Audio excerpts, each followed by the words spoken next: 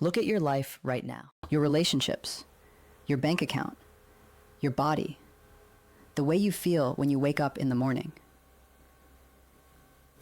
What if I told you that every single one of those things, every single one, is a direct reflection of something invisible? Not your circumstances, not your luck, not even your actions, your thoughts. Not a few of them, all of them, accumulated over time, quietly constructing the life you are living right now. Stay with me, because by the end of this, you are going to see yourself differently. There is a question most people never ask themselves.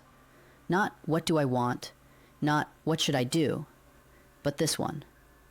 What do I actually believe? About myself, about others, about what I deserve? Because somewhere beneath everything you do, beneath your habits, your choices, your relationships, your relationship with money, there is a foundation. And that foundation is made entirely of thought. The ancient Stoics understood this. Nearly 2,000 years ago, they wrote, "The things that happen to us matter far less than the thoughts we direct toward those things." And neuroscience is only now catching up. Researchers studying neuroplasticity, the brain's ability to rewire itself, have found something extraordinary. The patterns of thought you repeat consistently literally reshape the physical structure of your brain. Not metaphorically, physically. The neural pathways that carry your habitual thoughts become wider, faster, more automatic over time. Like a river that carves deeper into rock, the more water flows through it. The person you are today, your personality, your confidence, your sense of what is possible for you, is not fixed. It is the current shape of your mental riverbed, carved by years of thinking. You are not the person you were born as. You are the person your thoughts have built. Here is the part that changes everything, and the part that most people miss. It is not one thought that shapes your life. It is the accumulation. Think about compound interest. $1 invested today is almost nothing, but $1 invested consistently, compounded daily over 20 years, it becomes something extraordinary. Your thoughts work exactly the same way. One thought that you are not smart enough, almost nothing. But that same thought, returned to quietly every day for 15 years, it becomes a belief. And that belief becomes a filter through which you interpret every opportunity, every relationship, every version of yourself. You start turning down opportunities not because you cannot do them, but because somewhere deep down you have already decided you cannot. You stay in situations that diminish you, not because you have to, but because a long accumulated thought has told you this is what you deserve. Psychologists call this a cognitive schema, a mental framework your mind builds over time to make sense of the world. Once formed, it does not just interpret your reality, it quietly creates it. The extraordinary insight, and the genuinely hopeful one, is that this works both ways. The same compounding that built the limitations you are living with today is the same force that can build something completely different tomorrow. The question is just, what are you compounding? Every action you take is preceded by a thought. Every choice, what to eat, who to call, whether to apply for something, whether to speak up or stay quiet, begins as a thought. Those actions, repeated over time, become habits. Those habits, sustained over years, become your character. And your character, the accumulated weight of who you have consistently been, becomes your destiny. Thought, action, habit, character, destiny. This is not motivational language. This is a chain of causation. And the chain begins, every single time, at the thought. William James, the father of modern psychology, spent decades studying the relationship between thought and behavior. His conclusion was unambiguous. The greatest discovery of his generation was that human beings can alter their lives by altering their attitudes of mind. Same circumstances, same resources, radically different outcomes, traceable to a single difference in what they believed about themselves. Your thoughts are not commentary on your life. They are the code your life runs on. Now let us go into your actual life. Because this principle does not live in theory. It lives in the specific places you feel stuck, frustrated, or quietly unfulfilled. The person who grew up accumulating thoughts like, "I am too much," or "love always ends in pain," that person does not just think those things, they live them. They unconsciously push away closeness. They interpret ambiguity as rejection. Not because love is impossible for them, because their accumulated thoughts have constructed a world in which love feels unsafe. Research in behavioral economics consistently shows that financial outcomes are driven less by knowledge and more by deeply held beliefs about money.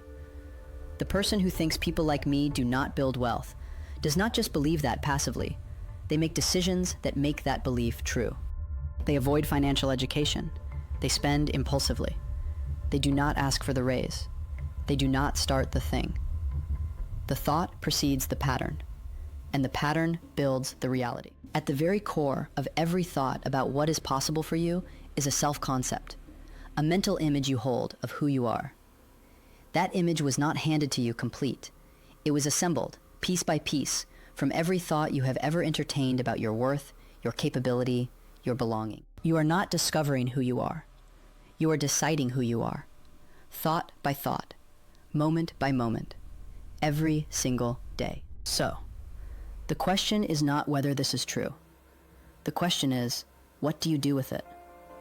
Here are 4 concrete practices, not affirmations, not magic thinking, but real, evidence-based actions that interrupt the old accumulation and begin a new one. Practice 1, the thought audit. For 3 days, every time you notice a thought about yourself, your ability, your worth, what you deserve, write it down. No judgment, just observation. You cannot change what you cannot see. Most people have never once examined the stream of thought running constantly beneath their lives. This practice makes it visible. Practice 2, the origin question. For any belief you identify, ask, where did this come from? Was it something a parent said? A failure you never fully processed? Most of the thoughts that currently run your life were formed before you were 12 years old. They were borrowed, not chosen. Recognizing this does something immediate. It loosens the thought's authority. Practice 3, deliberate repetition. Identify one alternative thought that is both honest and expansive. Not, I am extraordinarily wealthy, but something like, I am someone who is learning to build financial discipline. Then repeat it consistently, not to trick yourself, but to give the new neural pathway enough traffic to widen. You are not changing what you do, you are changing who you think you are, so that different actions become natural. Practice 4, the measurement practice. At the end of each week, ask yourself, what did I think about most this week? Were those thoughts moving me toward the person I want to become, or reinforcing the patterns I want to leave? This single question, answered honestly, becomes one of the most powerful compasses you will ever have. None of this is effortless. The old patterns are deep. The riverbed has been carved over a long time. But here is what is absolutely true. The same mind that built the limitations you are living with today, that exact same mind, has the capacity to build something entirely different. It was always the architect. The only question is whether it has been building consciously or by default. You are not the product of your circumstances. You are not the product of your past. You are the product of what you have consistently, often unconsciously, thought about yourself, about others, and about what is possible. And that is not a sentence designed to make you feel guilty for where you are.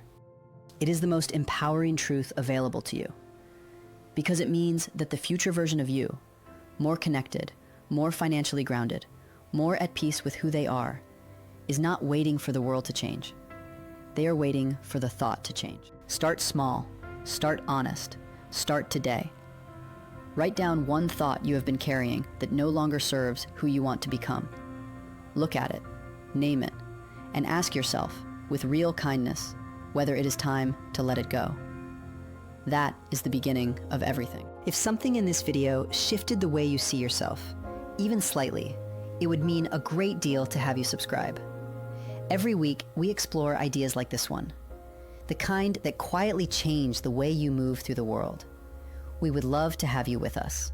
I will see you in the next one.